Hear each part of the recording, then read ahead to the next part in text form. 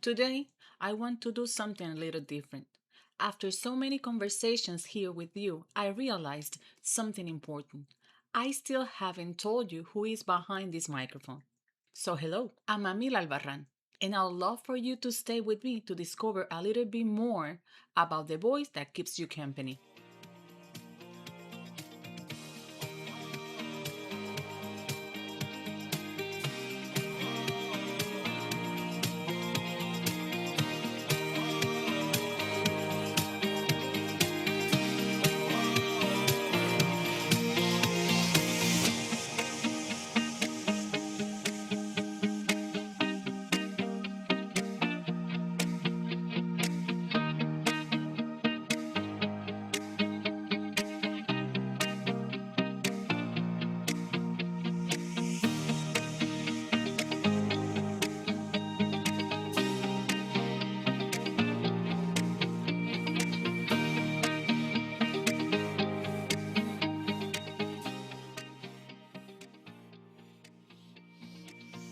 I'm originally from Puerto Rico. I moved to Arkansas in September 2008 with a 1 year old daughter and without speaking English. I got my first job in January 2009, dumping 50-pound bags of flour.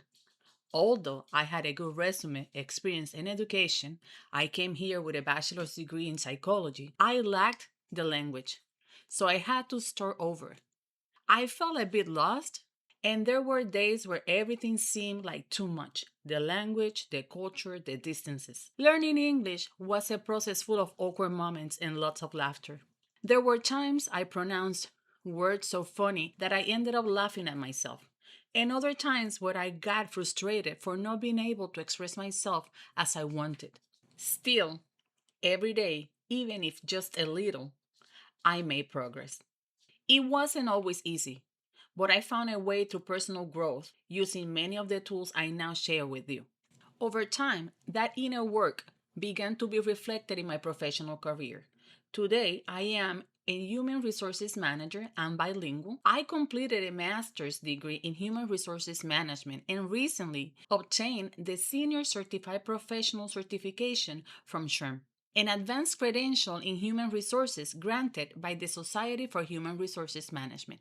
In total, I have 15 years of experience in human resources in various roles. I also just completed a course called the Dale Carnegie Course, which focuses on improving your relationship with others through assertive communication. Currently, I'm also working on my certification as a coach, speaker, and trainer with the John Maxwell Leadership Team. All of this in a language that was once completely foreign to me.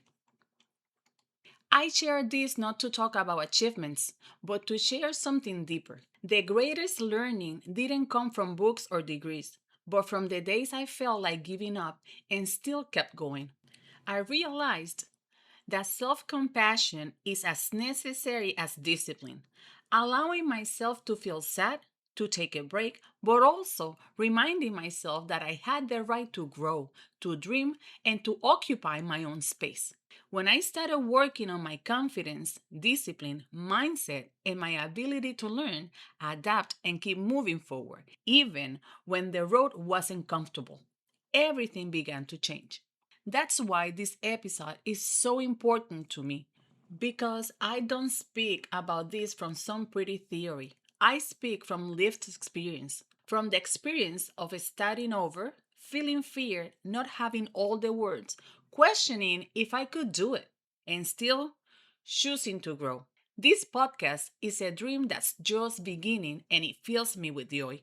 It's a space born from the desire to support you with real tools, tools that help me earn a seat at the table, recognize my voice, and understand that taking up space is not an act of arrogance, but of courage.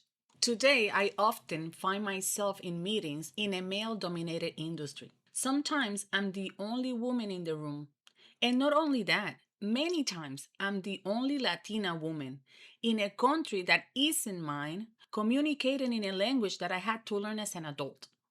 And I told you honestly, getting there didn't mean the fear disappeared. It meant I learned to walk with it without letting it decide for me. I learned to speak even if my voice trembled. I learned to prepare, to trust, to listen to myself, and to remember that my story also has value. Today, I'm no longer ashamed to take up a space or give my voice to my opinions. I have learned to be heard, to contribute from my experience, and to recognize that my presence also paves the way for other women. That's why I want to keep opening doors for women who want to grow professionally without sacrificing their peace of mind, emotional health, or essence. Women who want to move forward, yes, but also do so consciously, with direction and with respect for who they are. Maybe you too are going through a time of change or studying something new. If so, I want you to know that you are not alone. The truth is that my intention with this space is to make your journey a little easier so you can learn without having to stumble as many times as I did. Because almost no one talks about this. How frustration, lack of rest, and feeling small in your own process can have a huge impact. They affect how you see yourself, how you see the world, and how you make decisions. And sometimes they make getting up every day and trying again feel heavy. I know it can be exhausting, but giving up is not an option. Sometimes the best thing that can happen to us is to run out of alternatives without the option to look back or give up. When all you have left is to gather your pieces and keep going, even if you feel broken inside. Keep moving forward, trusting, even if only instinctively, that in the end, everything will fall into place. And before I close, I'd like to ask you, what's something new you'd like to start? What's holding you back? I invite you to think about it, write it down, or even share with me if you want to. To finish, I just want to thank you for joining me these past few minutes. Remember that every time you take a step, even if it's small, you're already moving forward.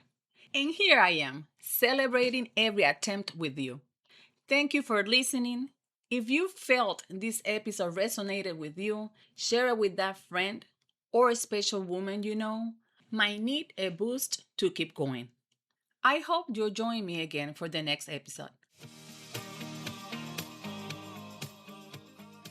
Bye.